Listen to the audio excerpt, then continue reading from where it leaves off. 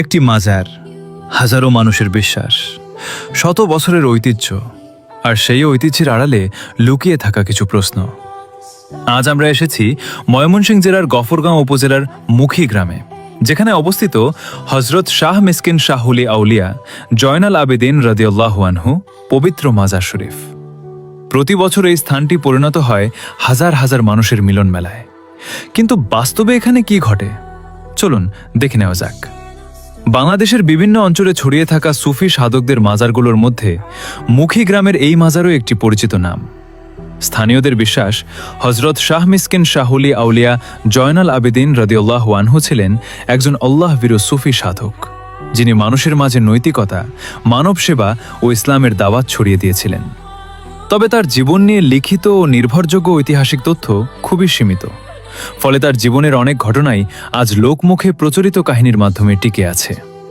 প্রতি বছর বাংলা আষাঢ় মাসের শেষ বুধবারকে কেন্দ্র করে এখানে অনুষ্ঠিত হয় বার্ষিক ওরস শরীফ, আর সেই ওরসকে ঘিরেই বসে ঐতিহ্যবাহী মুখী মেলা। কয়েকদিনের জন্য শান্ত মুখী গ্রাম যেন পরিণত হয় এক বিশাল জনসমুদ্রে।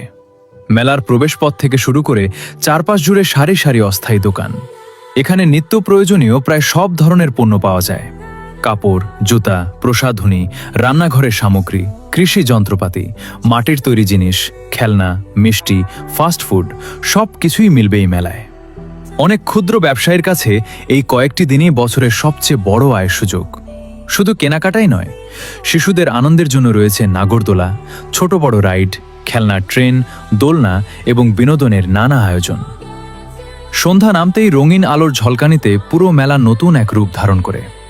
কিন্তু এই আনন্দ উৎসবের মাঝেই উঠে আসে কিছু উদ্বেগজনক অভিযোগ। স্থানীয় অনেক বাসিন্দার অভিযোগ, মেলাকে কেন্দ্র করে কিছু অসাধু চক্র সক্রিয় হয়ে ওঠে। তারা দাবি করেন, ভিড়ের সুযোগ নিয়ে অবৈধ মাদক বেচাকেনা হয়। বিশেষ করে স্থানীয়ভাবে পাগলা বিড়ি নামে পরিচিত গাঁজা মিশ্রিত বিড়ি সেবনের কথা বারবার উঠে আসে। অভিযোগ রয়েছে, কিছু মানুষ প্রকাশ্যেই এই পাগলা বিড়ি সেবন করেন, এমনকি এর কেনাবেচাও হয়ে থাকে। এলাকাবাসীর প্রত্যাশা, এই ঐতিহাসিক মেলায় আরও কার্যকর নিরাপত্তা ব্যবস্থা, নিয়মিত প্রশাসনিক নজরদারি এবং মাদক বিরোধী অভিযান পরিচালিত হবে, যাতে পরিবার নিয়ে আসা দর্শনার্থীরা নিরাপদ পরিবেশে মেলা উপভোগ করতে পারেন এবং একটি ধর্মীয় স্থানের পবিত্রতা অক্ষুণ্ণ থাকে। আজকের এই ডকুমেন্টারির উদ্দেশ্য কোনো ব্যক্তি, প্রতিষ্ঠান বা ধর্মীয় অনুভূতিতে আঘাত করা নয়, বরং একটি ঐতিহাসিক স্থানের সৌন্দর্য, ঐতিহ্য, অর্থনৈতিক গুরুত্ব এবং স্থানীয়দের উত্থাপিত বিভিন্ন অভিযোগ সবকিছুই নিরপেক্ষভাবে তুলে ধরা।